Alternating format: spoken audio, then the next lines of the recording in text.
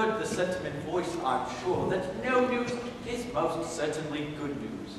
Ah, Bazard, what news? No news! There, you see? Rosa, I don't believe you've met my assistant Bazard. His main occupation is guiding excursion parties around our church. Quite the showman is our Bazard, though tragically misplaced. Misplaced? Yes. Mr. Bazard carries with him a secret. Now, Rosa, what do you think Mr. Bazard has done? Oh dear, nothing dreadful, I hope. No, Mr. Bazard has written a play. A tragedy. The thorn of anxiety. And when will it be performed, Mr. Bazard? Never. Sometimes I think Mr. Bazard takes more pride in his lack of support, much like a citizen of Greece who prefers the Parthenon in ruin. But I hope to see Mr. Bazard's work performed someday. Oh, I too, Mr. Bazard. I love the theatrical world, but there are stages beyond the proscenium. I long to play a larger part. Well then, Bazard, why don't you use some of your enviable creativity to find some accounting for young Ned? That assignment I eagerly accept.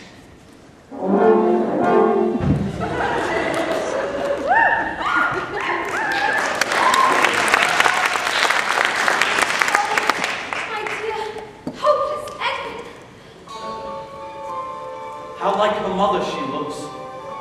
Had the Lord seen fit to smile upon me, had her mother now married another, no, met her death 2 years later at that pleasure party by the sea, I could have been Rosa's... Father! I need your prayers.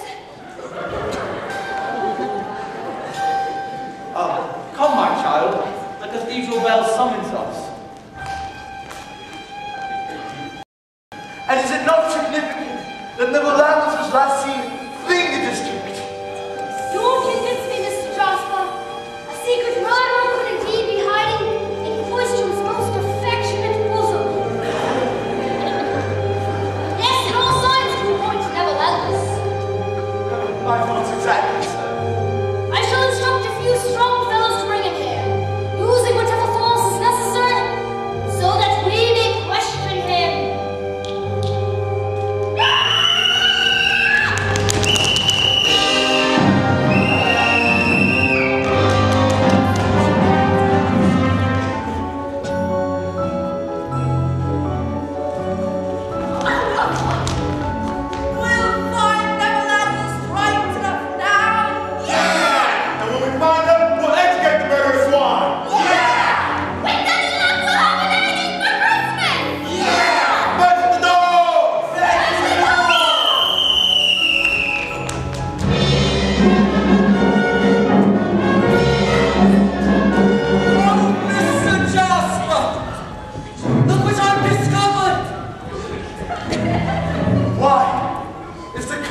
Edwin Drood last night, and it's been torn to shreds.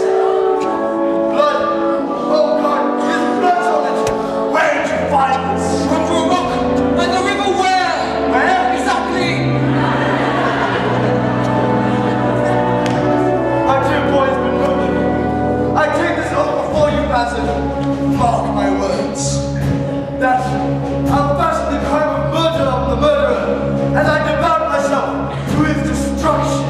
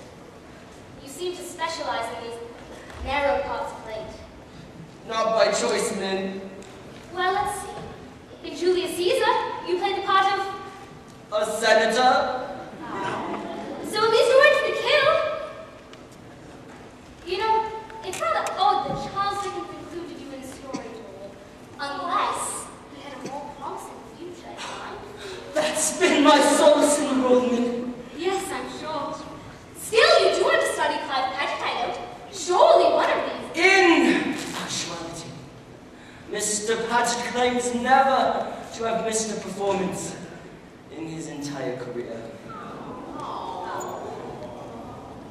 Well, Philip, we're almost done with this acting. Our second act is considerably shorter than the first. Would you perhaps have a song ready? Well, as a matter of heaven and sense, I do. I have in common with my role of Bazard this evening composed a piece which I say ventures to underscore the term I share with my character of Bazard. I have... Come, it's titled, Mr. Bax. What? Oh, yes. Never the luck. Ladies and gentlemen, an unscheduled diversion in our journey together this evening. The debut of the unpublished and perhaps rightfully unheard Mr. Philip Bax singing his own Never the Luck.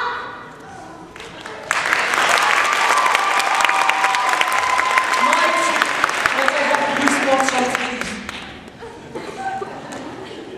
Oh, thank you.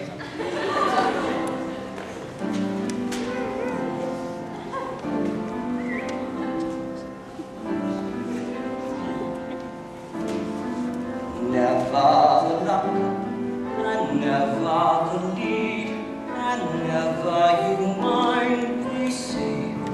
In time we will taste the lime in the light, and I'll have my night someday still. Each precious part seems over and done before I've begun to speak. I cast out my line and pull my hand in, but I'll not stand in this week. Some starless night, oh, they'll call towards the wings. Oh, here, chances unsaved.